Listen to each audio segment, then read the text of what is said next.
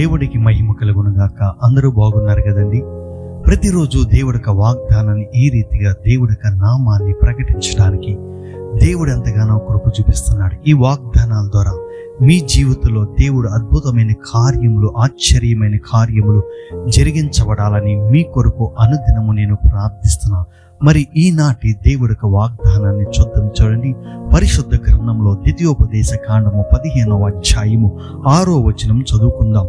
ఎలాగనగా నీ దేవుడిని యెహోవా నీతో చెప్పినట్లు నిన్ను ఆశీర్వదించెదను గనుక నీవు అనేక జనములకు అప్పిచ్చెదవు గాని అప్పు చేయవు, అనేక జనములను ఏలుదువు గాని వారు నిన్ను ఏలరు. దేవుడి స్తోత్రం, హల్లెలూయా. ఆనాటి ఇశ్రాయేలు ప్రజలతో దేవుడు మాట్లాడినాక గొప్ప వాగ్దానం.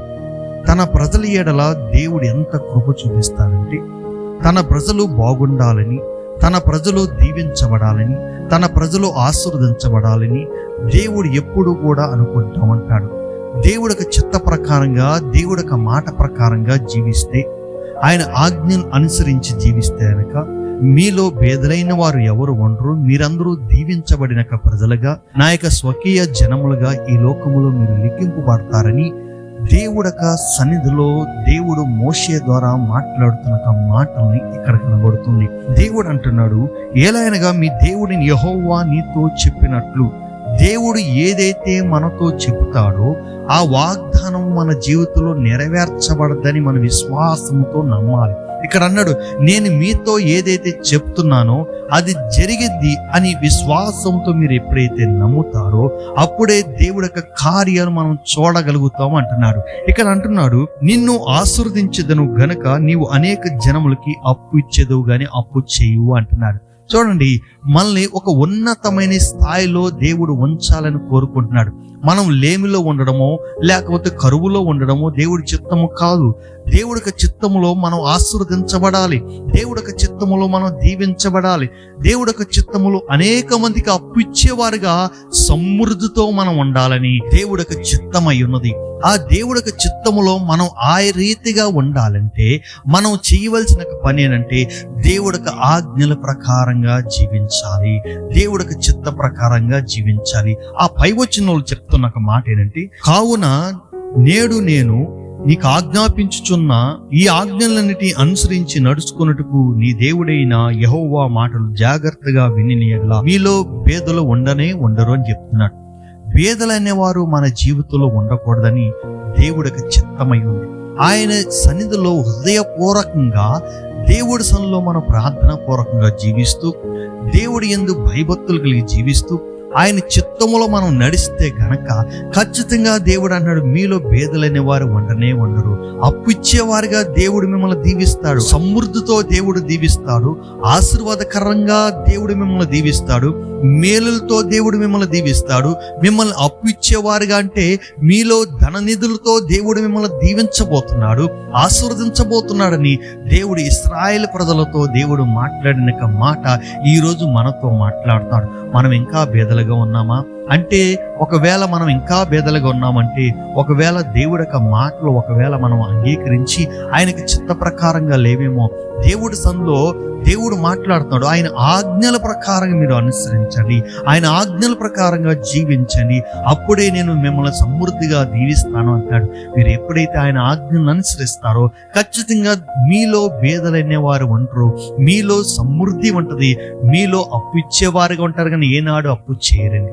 అంత గొప్ప వాగ్దానాన్ని ఇస్తున్నప్పుడు ఆ వాగ్దానాన్ని మనం నమ్మి విశ్వసించి ఆయనకు చిత్త ప్రకారంగా మనం జీవిస్తే గనక ఖచ్చితంగా మేలులతో దీవులతో ఆశీర్వాదకరంగా మనం ఉండబోతున్నాం. దేవుడి యొక్క అద్భుతమైన కార్యాలు మనం చూడబోతున్నాం. ఆయన యందు మనం నమ్మిక కలిగి విశ్వాసంతో ముందుకెళ్తే మనల్ని అప్పు ఇచ్చేవారుగా దేవుడు దీవిస్తాడు, మనకు సమృద్ధి ఇస్తాడు, మనకి లేమనేది లేకుండా దేవుడు చేస్తాడు, అనేక మందికి ఆశీర్వాదకరంగా మనం దీవిస్తాడు. మనం అడుగు పెట్టిన స్థలమును మనకవుతుంది. ఏ పనులో ఉంటే ఆ పనిని దీవిస్తాడు, ఏ వ్యాపారం ఉంటే ఆ వ్యాపారాన్ని దీవిస్తాడు, ఏ ఉద్యోగం ఉంటే ఆ ఉద్యోగంలో దేవుడు దీవిస్తాడు. అన్ని విషయాల్లో, అన్ని కోణాల్లో అనేక మందికి ఆశీర్వాదకరంగా మనల్ని చేస్తాడు. మరి అట్టి దీవెన మనకు రావాలంటే దేవుడి యొక్క వాగ్దానాన్ని మనం విశ్వాసంతో నమ్మి ప్రార్థన చేయాలి. దేవుడి యొక్క ఆజ్ఞల ప్రకారంగా మనం జీవించాలి. అప్పుడే దీవెన, ఆశీర్వాదం, మేలుతో నింపుతాడు. మనం ఆశీర్వదించబడిన జనముగా దేవుడు చూడాలనుకుంటున్నాడు. మరి అట్టి రీతిగా మనం ఉండాలంటే మనమందరం ప్రార్థన చేసుకుందాం, విశ్వాసంతో ముందుకు వెళ్దాం, నమ్మకంతో దేవుడి యొక్క ఆజ్ఞలు పట్టుకొని మనం జీవిద్దాం. అప్పుడే దేవుడి యొక్క దీవెనలు మనం పొందుకుంటాం. మరి ఈ వాగ్దానం విన్న మీ జీవితంలో ప్రార్థిస్తారా? ప్రార్థించే లెక్కైతే నాతో పాటు ఏకీవించి నన్ను దీవించు ప్రభువా, నన్ను ఆశీర్వదించు ప్రభువా, నన్ను మేలులతో నింపు ప్రభువా, నేను ఆశీర్వాదకర్తలుగా అనేక మందికి దీవెనకరంగా, అనేక మందికి అప్పు ఇచ్చేవారుగా నన్ను దీవించు ప్రభువా అని మీరు నాతో పాటు ఏకీవించి ప్రార్థన చేయండి. ప్రార్థన చేసుకుందామా? మహాపరిశుద్ధుడ, మహోన్నతుడ, ఎంత గొప్ప వాగ్దానం ఇశ్రాయేలు ఎడలను చూపిన దేవుడు మా ఎడల కూడా అదే వాగ్దానంతో మాట్లాడుతున్నాం. మేము కూడా అనేక మందికి ఆశీర్వాదకరంగా అప్పు ఇచ్చేవారుగా మేము ఉండాలి ప్రభా. అలో బేదలైన వారు ఉండకూడదయ్యా. సమృద్ధితో నింపండి, మేలులతో నింపండి, ఆశీర్వాదాలతో నింపండి అయ్యా. మమ్మల్ని దీవించండి, మమ్మల్ని ఆశీర్వదించండి అయ్యా. వించున్న బిడ్డల జీవితాలు నీ గొప్ప కార్యాలు జరిగించి నీ నామాన్ని మహిమపరచమని యేసు నామములో అడుగుచున్నాము తండ్రి, ఆమేన్. ప్రియ సహోదరులారా, ఈ వాగ్దానం విన్న మీరు మీ మట్టికే కాక అనేక మందికి షేర్ చేయండి, సబ్స్క్రైబ్ చేయండి, లైక్ చేయమని చెప్పండి. దాని ద్వారా దేవుడికి సువార్త విస్తరించబడుతుంది. దేవుడికి పనిలో మనమందరం పాలిభాగస్తులు అవుతాం. దేవుడికి చిత్తము నెరవేర్చిన వారిగా ఉంటాం. మరి అలా చేస్తే గనక దేవుడు మిమ్మల్ని ఇంకా బహుగా దీవిస్తాడు. దేవుడు మిమ్మల్ని ఆశీర్వదిస్తాడు. దేవుడు మిమ్మల్ని దీవించిన గాక. ఆమేన్.